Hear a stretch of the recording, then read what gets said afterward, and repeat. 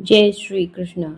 आप सभी को वैशाख मास की मोहिनी एकादशी की हार्दिक शुभकामनाएं। आइए इस व्रत को कैसे किया जाता है इसकी विधि जान लेते हैं। एकादशी के दिन सुबह जल्दी उठकर स्नान करके शौच विशेषकर पीले वस्त्र धारण करने चाहिए। पूजा की शुरुआत मंदिर या पूजा स्थल को साफ करके और अक्षत लेकर व्रत का संकल्प लेने से करें। पूजा के लिए पवित्र वेदी तैयार करें और उस पर कलश की स्थापना करें। भगवान विष्णु के मोहिनी रूप की प्रतिमा या तस्वीर को वेदी पर स्थापित करें। श्रद्धा भाव से भगवान के लिए पंचामृत का अभिषेक करें। इसके बाद उन्हें पीले फूल, अक्षत, धूप, इत्र, दीप आदि अर्पित करें। व्रत का पूरा फल पाने के लिए कथा का श्रवण करें अथवा पाठ करें। दिन भर संयम, भक्ति और सात्विकता का पालन करने से भगवान विष्णु की कृपा प्राप्त होती है। यदि संभव हो तो रात के समय जागरण और कीर्तन भजन करें। अंत में विष्णु सहस्त्र नाम का पाठ करके पूजा समापन करें और भगवान श्री हरि विष्णु को याद करते रहें। मोहिनी एकादशी का वर्णन पद्म पुराण से मिलता है। मान्यता है कि इसी पावन तिथि पर भगवान विष्णु ने समुद्र मंथन के समय अमृत की रक्षा के लिए मोहिनी रूप धारण किया और धर्म की रक्षा की। यह रूप केवल उनकी एक लीला नहीं थी, बल्कि धर्म की रक्षा के लिए और अधर्म का नाश करने के लिए पूरे संसार को एक संदेश था।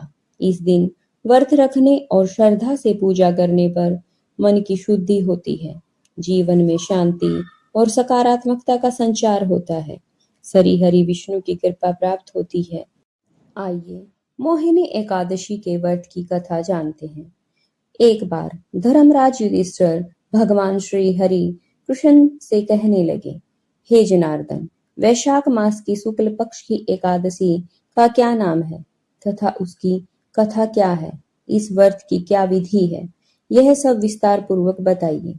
श्री कृष्ण कहने लगे कि हे धर्मराज, मैं आपसे एक कथा कहता हूँ जिसे महर्षि वशिष्ठ ने श्री रामचंद्र जी से कही थी। एक समय श्री राम बोले कि हे गुरुदेव, कोई ऐसा व्रत बताओ जिससे समस्त पाप और समस्त दुखों का नाश हो जाता हो। मैंने सीता जी के वियोग में बहुत दुख भोगे हैं। महर्षि वशिष्ठ बोले, हे राम, आपने बहुत सुंदर प्रश्न किया है।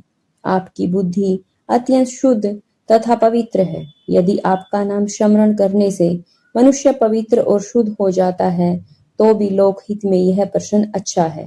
वैशाख मास में जो एकादशी आती है उसका नाम मोहिनी एकादशी है। इसका व्रत करने से मनुष्य सब पापों तथा दुखों से छूटकर मोह जाल से मुक्त हो जाता है। मैं इसकी कथा कहता हूँ, ध्यान पूर्वक सुनो। सरस्वती नदी के तट पर भद्रावती नाम की एक नगरी में द्युतिमान नामक चंद्रवंशी राजा राज्य किया करता था।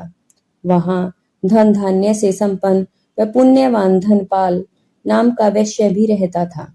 वह अत्यंत धर्मात्मा और विष्णु भक्त था। उसने नगर में अनेक प्याऊ, कुएं, सरोवर, भोजनालय, धर्मशाला आदि बनवाए थे। सड़कों पर अनेक तरह के वृक्ष लगवाए।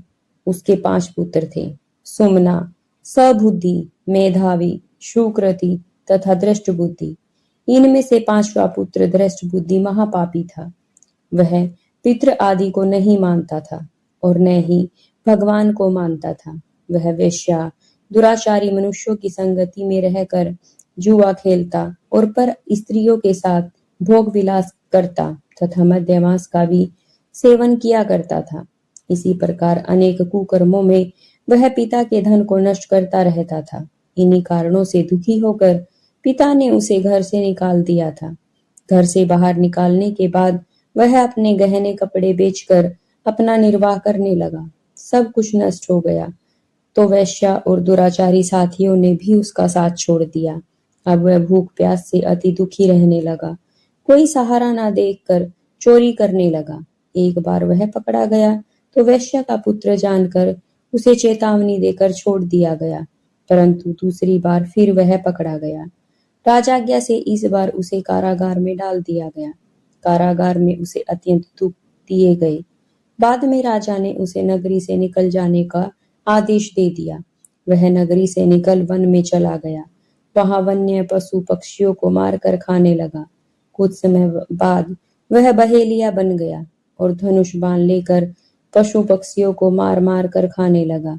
एक दिन भूख प्यास से दुखी होकर वह खाने की तलाश में इधर उधर घूम रहा था। कौंडिन्य ऋषि के आश्रम में पहुंच गया। उस समय वैशाख मास था और ऋषि गंगा स्नान कर आ रहे थे। उनके भीगे वस्त्रों के छींटे उस पर पड़ने से उसे कुछ सद्बुद्धि प्राप्त हुई। वह कौंडिन्य मुनि से हाथ जोड़कर कहने लगा, हे मुनि, मैंने जीवन में बहुत पाप किए हैं। आप इन पापों से छूटने का कोई साधारण, बिना धन बिना खर्चे का कोई उपाय मुझे बताइए। आपकी बड़ी कृपा होगी। धृष्ट बुद्धि के ऐसे दीन वचनों को सुनकर मुनि बहुत प्रसन्न हुए और उन्होंने कहा, तुम वैशाख शुक्ल पक्ष की मोहिनी नामक एकादशी का व्रत करो। इससे समस्त पाप नष्ट हो जाएंगे। मुनि के वचन सुनकर वह अत्यंत प्रसन्न हुआ और उसने बताई गई विधि के अनुसार व्रत किया। हे राम, इस व्रत के प्रभाव से उसके सभी पाप नष्ट हो गए और अंत में वह गरुड़ पर सवार होकर विष्णु लोक को गया। इस व्रत से मोह आदि सब नष्ट हो जाते हैं। संसार में इस व्रत से श्रेष्ठ कोई अन्य व्रत नहीं है। इसके महत्व को पढ़ने से अथवा सुनने से 1000 गोदान के बराबर फल प्राप्त होता है। भगवान श्री विष्णु की आप सभी पर कृपा दृष्टि बनी रहे। राधे राधे। जय श्री हरि विष्णु। ओम नमः भगवते वासुदेवाय। जय श्री कृष्ण।